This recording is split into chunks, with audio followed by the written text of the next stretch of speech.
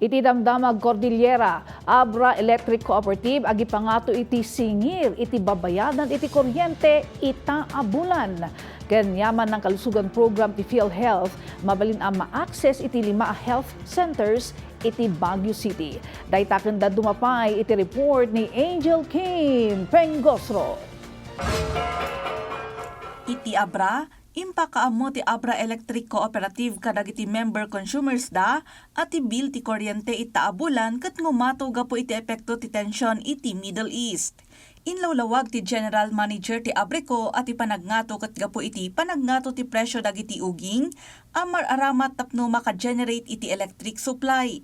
Gapo iti dayta, malallukoy dagiti member consumer ngagbalin a responsable iti panagusar iti kuryente.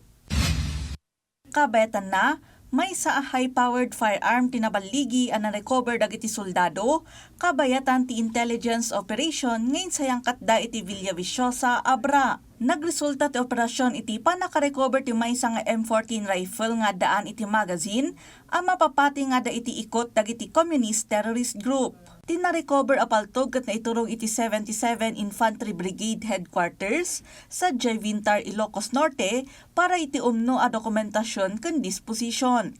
Nagbalin a posible ti misyon babaan ti sustained intelligence efforts ken koordinasyon kadagiti sigud a rebelde. Iti Ifugao, baligi ti panakaysayang kat ti lokal a gobyerno ti Aguinaldo iti electric subsidy payout, apag numaran dagiti umili, ken tapno mangipaay iti suporta ken assistance. Panggap ti payout ang mangipaay iti financial at tulong kadagiti kwalipikado a benepisyaryo, bayat a masigurado ti kinalawag ken umno a dokumentasyon iti intero a proseso.